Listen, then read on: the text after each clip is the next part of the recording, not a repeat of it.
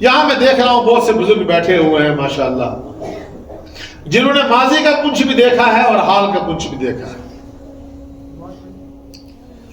اب جب کہ اللہ کے فضل و کرم سے لوگوں میں ایک بیداری آ رہی ہے، شعور آ رہا ہے، لوگ قرآن و سنت سے جڑ رہے ہیں، قرآن کا مطالعہ کر رہے ہیں، آپ علیہ الصلوۃ والسلام کی حیات طیبہ کو پڑھ رہے ہیں، اور اس ضد اور جہالت اور ہٹ درمی سے لوگ باہر نکل رہے ہیں، اور جو عمومی فضا ہے اللہ کے فضل و کرم سے لوگ جو ہے وہ جہالت سے دھیرے دھیرے دھیرے نکل رہے ہیں۔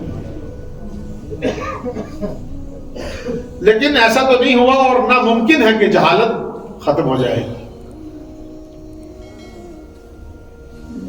آپ نے دیکھا ہوگا پچھلے کچھ عرصے میں فتووں کا بازار گرم،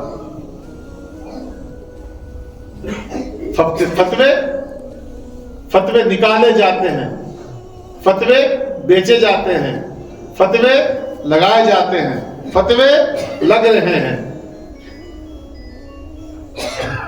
جس طرح ہمارے ہاں بچپن میں ہم دیکھتے تھے کہ چھوٹے بچے جب بارش ہوتی تھی تو کیچڑ میں نکل جاتے تھے، تو کھیلتے تھے، تو کیچڑ سے ایک دوسرے کے کپڑے خراب کر کے بچے کھیل کود کے واپس آتے تھے، تو مائیں بیچاری پریشان ہوتی تھی، بیٹا تو باہر گیا، تو نے سارے کپڑے گندے کر دیے، تو پھر وہ مائیں کیا کرتی تھی؟ ان کے کپڑے دھوتی تھی۔ اگر آپ نقشہ کھینچے اور تصور کریں تو یہی کھیل آج کل فتووں کا چل رہا ہے۔ کتنا گر گئے ہم لوگ، اور یہ سب جہالت کی نشانیاں ہیں، اور جہالت کو علم مٹاتا ہے۔ علم ایک شمع ہے، علم ایک نور ہے، جس کا ماخذ قرآن و سنت ہے۔ جب قرآن و سنت سے جڑو گے تو علم کا نور، علم کا دیپ جلے گا، علم کی شمع روشن ہوگی، اور پھر علم کی شمع روشن ہوگی تو پھر یہ جو جہالت ہے یہ اپنے آپ چھٹ جائے گی۔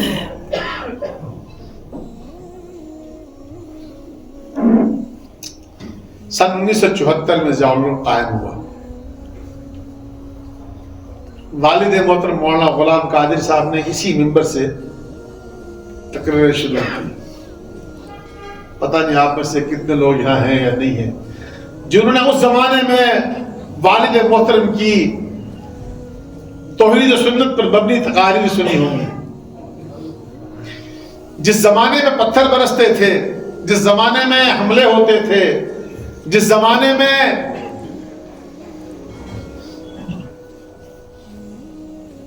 تشدد کا، ظلم کا، جبر کا ایسا دور تھا کہ ہمارے لیے بازاروں میں نکلنا مشکل تھا۔ قصور ایک ہی تھا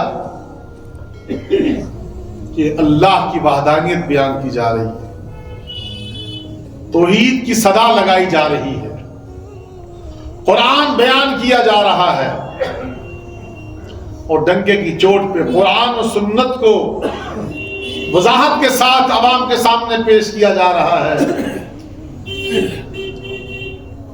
چونکہ جہالت کی دنیا میں علم کی بات کرنا گویا اپنی جان کو جوخم میں ڈالنا۔ تو مجھے امید ہے یہاں میں کچھ بزرگوں کو دیکھ رہا ہوں جن کو یہ یاد ہوگا۔ مولانا بشیر صاحب قاضی موڑا والے ہنس رہے ہیں اور مسکرا رہے ہیں اور گردن کو یوں کر رہے ہیں، انہیں وہ منظر یاد آ رہا ہے جب بے قصوروں پر حملے کیے گئے، بے قصوروں کا مدرسہ چھینا گیا، بے قصوروں کا مدرسہ توڑا گیا، بے قصور طلبہ کو مارا گیا، بے قصور اساتذہ کو مارا گیا، بے قصور لوگوں کو مارا گیا، اپنے گھر میں بیٹھے ہوئے لوگوں پر حملہ کیا گیا۔ ہم ناراض نہیں ہیں، غصے میں نہیں ہیں، اس لیے کہ اس میں کسی کا قصور ہی نہیں تھا، اس میں کسی کا قصور نہیں تھا نا، سوال ہی پیدا نہیں ہوتا۔ وہ جتنے حملہ آور تھے، وہ جتنے لوگ تھے، انہیں کیا خبر تھی کہ انہیں جس نام پر گمراہ کیا جا رہا ہے وہ سراسر دھوکہ ہے۔ تو والد صاحب کا صبر دیکھیے، شکر دیکھیے، ان سخت حالات میں بھی وہ سب حالات برداشت کیے، پتھر بھی کھائے، حملے برداشت کیے، اپنی گرفتاری خود دے دی، ہمارے گھر پہ ماتم کا ماحول تھا۔ اور انتخاب دیکھیے، آپ اندازہ لگائیے کہ اللہ تبارک و تعالی ہدایت کے لیے بہت کچھ ہے ہمارے پاس۔ اگر آپ ہدایت پر ہیں اور ہدایت کی طلبگار ہیں تو اللہ تبارک و تعالی آپ کے لیے حالات ہی ایسے بناتا ہے کہ آپ کو ان حالات کے ذریعے سے بات سمجھ میں آ جائے گی۔ مولانا بشیر صاحب، اس دن کیا تھا جب حملہ ہوا تھا؟ جمعے کا دن تھا، اور مہینہ کون سا تھا؟ محرم الحرام کا مہینہ تھا، اور محرم الحرام کی تاریخ کون سی تھی؟ 10 محرم تھا۔ میں یہ تو نہیں کہوں گا کہ 10 محرم کی تاریخ کو جامع مسجد بگیانہ سے جوڑا جائے، لیکن 10 محرم کی اپنی ایسی تاریخ ہے، کربلا سے پہلے، حضور کے زمانے سے پہلے، کہ 10 محرم کو بہت سی دنیا میں ایسی تبدیلیاں، ایسے حادثات، ایسے واقعات رونما ہوئے جس سے کہ اس کی ایک تاریخ بن گئی۔ اور یہ حسن اتفاق ہے، یہ حسن اتفاق ہے۔ میں صرف یہ بتانا چاہتا ہوں کہ جب آپ قرآن و سنت کی بات کرو گے، اللہ اور رسول کی بات کرو گے، توحید و سنت کی بات کرو گے، تو یہ طے ہے، یہ لازم ہے، یقینی بات ہے کہ آپ ان حالات سے گزرنا پڑے گا جن حالات سے آقا علیہ الصلوۃ والسلام گزرے، صحابہ گزرے، اسلاف گزرے، اکابر گزرے، اولیاء گزرے، اہل اللہ گزرے۔ اور جب جب بھی توحید و سنت کی آواز لگائی گئی، پھول کسی نے نہیں برسائے، پتھر برسائے گئے، پھول کسی نے نہیں برسائے۔ تو 1974 میں ایک سفر شروع ہوا، والذین جاہدوا فینا لنہدینہم سبلنا۔ ایک سفر شروع ہوا۔ مولانا غلام قادر صاحب کہتے تھے، لوگوں قرآن یہ کہتا ہے، حدیث یہ کہتی ہے، یہ سنت ہے، یہ بدعت ہے، یہ صحیح ہے، یہ غلط ہے، یہ مدرسہ ہے، یہ ٹاٹے ہیں، یہ طلبہ ہیں، یہ اساتذہ ہیں، یہ کچھ نہیں مانگتے، کچھ نہیں کرتے، یہ یسر القرآن پڑھتے ہیں، یہ نورانی قاعدہ پڑھتے ہیں، یہ کچھ نہیں کہتے تمہیں، اور میں تم سے کوئی طلب نہیں کرتا۔ لیکن حالات کیا تھے؟ سارا سماج مخالف تھا، سارے سیاستدان مخالف تھے، ساری پولیس مخالف تھی، ساری اسٹیبلشمنٹ مخالف تھی۔ اور میں تنقید تو نہیں کرتا، ایسی بات نہیں ہے، کوئی قصور کسی کو قصوروار نہیں ٹھہراتا، لیکن اسٹیبلشمنٹ کا ایک نظریہ ہوتا ہے، چونکہ انہیں لا اینڈ آرڈر مینٹین رکھنا ہوتا ہے۔ تو ایک سولوشن یہ بھی ہوتا ہے کہ کمزور کو ذرا دبا لو تو ٹھیک ہے یار، کسی کو تو چپ کر یار، ہے نا، کہ یار اسی کمزور کو کہہ لو کہ تو ہی برداشت کر لے یار، اب لائن آرڈر مینٹین کرنا ہے تو لسے کو ہی کہا جائے کہ بھائی اس زمانے میں یہی ہوا۔ ورنہ مولانا غلام قادر صاحب گھر میں بیٹھے ہوئے ہیں، حملہ ان پر ہوا اور انہیں گرفتار کیا گیا، کیا قصور تھا؟ یہ تاریخ ہے جس کے آپ گواہ ہیں، میں گواہ ہوں، پورا کچھ گواہ ہے، ہندو بھائی بھی گواہ ہیں، سکھ بھائی بھی گواہ ہیں، سب گواہ ہیں، اس کے کوئی ڈھکی چھپی بات تو نہیں ہے۔ لیکن جو اصل مقصد میرا کہنے کا یہ ہے، اور میں بہت ہی مثبت چیز کی طرف آپ کو لا رہا ہوں، اللہ تعالیٰ ہم سب کی حفاظت کرے، اور کہنے کا مقصد یہ ہے کہ دین کی محنت کا ایک آغاز ہوا جس کے نتیجے میں دین پھیلا، علم پھیلا، اور پنچ والوں نے حافظ بنتے دیکھے، عالم بنتے دیکھے، قاری بنتے دیکھے، مفتی بنتے دیکھے، مسجدیں بنتے دیکھی، مدرسے بنتے دیکھے، ایک خوشگوار تبدیلی آئے۔ اور کبھی کبھی ہمارے غیر مسلم بھائی بھی مذاق میں ہمیں کہتے ہیں، دوست احباب، کہ مولانا غلام قادر صاحب نے ہمیں بھی جگایا، ہمیں بھی بتایا، ہمیں بھی بیدار کیا۔ اور ہمارے والد محترم، ہم نے ان کو قریب سے دیکھا، شروع سے ایک ہی بات کہتے تھے، بیٹا مسلکوں کے چکر میں مت پڑنا، فرقوں کے چکر میں مت پڑنا، اس قوم کو تعلیم کے زیور سے آشنا کرو، تعلیم پر محنت کرو، قرآن و سنت کی محنت کرو، تفرقہ بازی سے دور رہو، کسی بھی مذہب، کسی بھی طبقے کے خلاف کوئی بات مت کرو، کسی کو برا بھلا مت کہو، کوئی پتھر مارے تو اس پہ پھول برساؤ، کوئی ظلم کرے تو اسے معاف کرو، کوئی زیادتی کرے تو صرف نظر کرو۔ اور اکثر آپ جو ہے وہ آقا علیہ السلام کی سیرت طیبہ کے واقعات سناتے رہتے تھے۔ جب ان کے دوست، ان کے ساتھیوں نے کہتے تھے کہ آپ بھی کچھ بولیے، آپ بھی کچھ بولیے، آپ کیوں چپ رہتے ہیں، تو آپ جو ہے بہت سے واقعات سناتے تھے کہ آپ صلی اللہ علیہ وسلم کے زمانے میں، آپ صلی اللہ علیہ وسلم میں جب تکالیف آئیں، مصیبتیں آئیں، پریشانیاں آئیں، حالات آئے، مصائب آئے، مخالفتیں ہوئیں، گھر سے نکالا گیا، ہجرت پہ مجبور کیا گیا، تو تب آپ علیہ السلام نے کیا رویہ اپنایا، کیا رویہ اپنایا، اور کوشش یہ کی کہ اسوہ حسنہ کو نمونہ عمل بنا کر آگے بڑھا جائے۔ اور اللہ کی فضل و کرم سے 51 سال کا یہ سفر، قرآن و سنت کا یہ سفر، توحید و سنت کا یہ سفر، کبھی بھی والد صاحب نے نہ کفر کے فتوے تو لگے، لیکن کبھی فتویٰ کسی پہ لگایا نہیں۔ آج فتویٰ لگانے والوں کو پتہ چلا کہ فتوے کا ذائقہ کیا ہوتا ہے۔ آج تم پہ فتوے لگے تو پتہ چلا کہ ہمارے جگر کے جب ٹکڑے ہوتے تھے درد ہمیں کیسا ہوتا تھا۔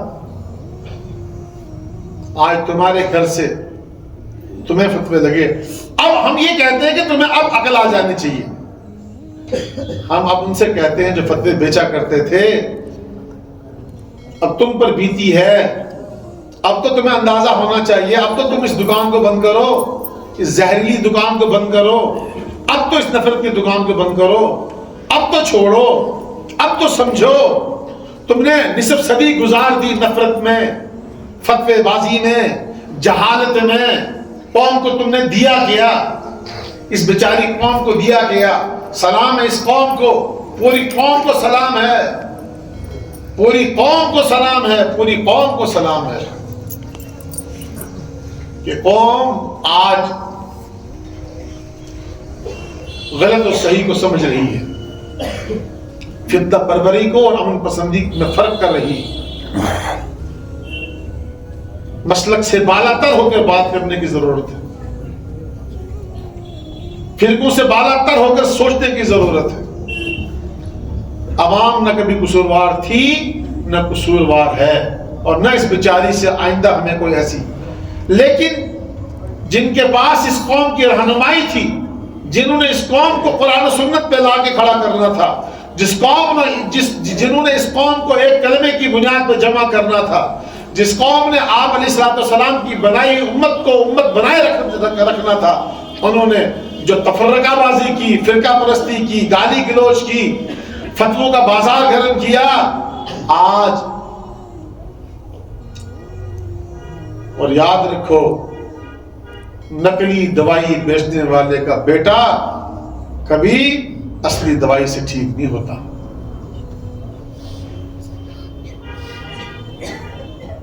تم نے چھوڑا ہی نہیں کسی کو، تم نے پنچ کی ہزاروں آبادی پر تم نے فتویٰ لگا دیا، اس پر فتویٰ، اس پر فتویٰ، اس پر فتویٰ، اس پر فتویٰ، اپنے پر فتویٰ، اس پر فتویٰ۔ آج جب تم پر فتویٰ تمہارا آیا تو پتہ چلا۔ لہذا ہمارا تو یہ پیغام ہے، اور ہم دست بدستہ گزارش کرتے ہیں ان قوم کے رہنماؤں سے کہ اس طریقہ کار کو ترک کرو، اور تم نے جو روش اختیار کی ہے، اس روش نے تمہیں صرف کنارے پہ دھکیلا ہے، اس روش نے تمہیں کچھ نہیں دیا۔ کیا دیا قوم کو؟ ملا کیا قوم کو؟ بتائیں، جواب دیں، قوم کو کیا دیا تم نے؟ اوقاف تمہارے پاس تھی، کھربوں روپیہ تمہارے پاس تھا، کیا دیا قوم کو تم نے؟ جواب دو، کیا دیا قوم کو؟ قوم پوچھتی ہے تم سے. وہ تھا مشہور ہے کیرلا کے لوگوں کے، اللہ بھلا کرے، وہ کیرلا کے کچھ لوگ آ کے انہوں نے یہاں سکول چلا دیا تو کامیاب. قوم کو جواب دیجئے کیا دیا. میری بات کا مقصد یہ نہیں ہے کہ نعوذ باللہ میں کوئی طنز کر رہا ہوں یا کوئی غصہ نکال رہا ہوں، نہیں. میں پنچ میں پیدا ہونے والے 50 سالہ حالات کی بات کی روشنی میں بات کر رہا ہوں. یہ قوم اس بات کی حقدار تھی کہ یہ قوم اپنے رہنمائی سے صحیح رہنمائی حاصل کرتی. یہ قوم قرآن و سنت کی روشنی میں علم کے نور سے منور ہوتی. نہ یہ کہ تم نے جہالت کا بازار گرم کیا اور ڈھونگی مزاج دین کو جو ہے وہ ابھی آپ نے دیکھا کل ایک شیطان نے وہاں کسی علاقے میں وادی میں اپنا خانہ کعبہ بنا کے رکھ دیا. اس نے کیسے کیسے فتنے ہو رہے ہیں، کیسے بچے گا ایمان. شریعت رہے گی. شریعت کو طبیعت مت بننے دیجیے. قرآن و سنت کو کسی وقت کہیں بھی مت چھوڑیے، چاہے وہ سماج ہو، چاہے وہ معیشت ہو، چاہے وہ تجارت ہو، چاہے وہ کوئی بھی شعبہ زندگی کا ہو. قرآن و سنت سے ہٹو گے تو تباہ و برباد ہو جاؤ گے. اس لیے اس جہالت کے پلندے سے اپنے آپ کو باہر نکالیے. اور جن لوگوں نے اس قوم کو مسلیڈ کیا ہے، جنہوں نے اس قوم کو بانٹا ہے، جنہوں نے نفرت کی پوڑیاں بیچی ہیں، اب قوم کو جاگ جانا چاہیے. ضیاء العلوم کی 50 سالہ کوششیں قرآن و سنت کی حامل کوششیں، قرآن و سنت پر مبنی کوششیں ہیں، محبت پر مبنی کوششیں ہیں، اتفاق پر مبنی کوششیں ہیں، مسلکی منافرت سے پاک کوششیں ہیں. آپ کا مسلک کیا ہے، فکر کیا ہے، طبقہ کیا ہے، وہ آپ جانیے، آپ کو مبارک ہو. لیکن آپ کے کسی عمل سے قوم کے اندر تفریق نہ ہو، تفرقہ نہ ہو، تقسیم نہ ہو. یہ آپ پر لازم ہے، چاہے آپ کسی طبقے سے ہو. نہیں تو پھر قوم کو جواب دیجیے کہ 50 سالوں میں آپ نے قوم کو کیا دیا ہے، چاہے اوقاف کا پیسہ ہو یا عوام کا پیسہ ہو. سب کو جواب دینا پڑے گا، سب کو جواب دینا پڑے گا، چاہے ایک طبقہ ہو یا دوسرا طبقہ ہو. تو بہرحال اللہ تبارک و تعالیٰ نے ضیاء العلوم کے اس 50 سالہ سفر میں جو حالات سازگار کیے، جو روشنی پھیلائی اور جو تحریک دی، اور اللہ کا فضل ہے کہ آج ہمارے ہندو بھائی بھی وہ بھی تائید کرتے ہیں کہ مولانا غلام قادر نے 50 سال کے سفر میں کبھی گالی نہیں دی. سارا شہر ہمارے ساتھ کھڑا ہے، سارا شہر کھڑا ہے کہ یہ امن پرست لوگ ہیں، اور کبھی بھی مولانا غلام قادر صاحب نے 50 سال گزر گئے، اس مولوی صاحب نے کبھی نفرت کی توڑ کی بات نہیں کی، کسی مذہب کے خلاف، کسی مسلک کے خلاف، کسی گروہ کے خلاف، کسی ذات. کیوں کریں؟ ہم اس نبی کی امتی ہیں جس نے دشمنوں کو گلے لگایا، جس نے منافقین کو جانتے ہوئے ان کی منافقت کو صرف نظر کیا، جس نے طائف جیسا ظلم برداشت کیا. ہمیں کوئی ذرا سی گالی دے دے ہم آپس سے باہر ہو جائیں، کیوں؟ پھر ہم اللہ کے نبی کی امتی نہیں ہیں. اگر اللہ کے نبی کے سچے امتی ہو تو پھر وہی کردار، وہی گفتار، وہی انداز اپناؤ جو آپ علیہ السلام نے مکی زندگی میں اور بدری زندگی میں گزارا. لہذا بہرحال یہ موجودہ حالات کچھ ایسے ہوئے پچھلے ایک عرصے سے، جب سے ہمارے رشید بھائی کا جنازہ ہوا، وہ اللہ کو پیارے ہو گئے، اس کے بعد اتنا لوگوں نے، کچھ لوگوں نے، مطلب مٹھی بھر لوگوں نے اتنی گندگی پھیلائی کہ پوری قوم نے تھو تھو کی. میں قوم سے بھی دست بدستہ گزارش کرتا ہوں اور قوم کے ان رہنماؤں سے بھی ہاتھ جوڑ کے کہتا ہوں، خدا را انسانی اقدار کو باقی رکھیے، انسانی شرافت کو زندہ رہنے دیجیے، انسانی قدروں کو بچائے رکھیے. اتنا نیچے مت گریے کہ لوگوں کو تم سے گھن آنے لگے، اتنا نیچے مت گریے. باقی ہندو کو ہندو مذہب مبارک، سکھ کو سکھ مذہب مبارک، مسلمان کو اسلام مبارک. جو جس فکر پر ہے، جو جس سوچ پر ہے، جس کی جو تحقیق ہے وہ چلتا رہے، مگر کم سے کم انسانیت کی بنیاد پر، انسانیت کے پلیٹ فارم پر انسانی اقدار، ہیومن ویلیوز کو تو باقی رکھیے، ہیومن ویلیوز کو تو باقی رکھیے بھائی. ان کو تو مت مرنے دیجیے. اللہ تعالیٰ ہم سب کی حفاظت فرمائے. آخر میں گزارش یہ ہے کہ اب سالانہ آ گیا ہے.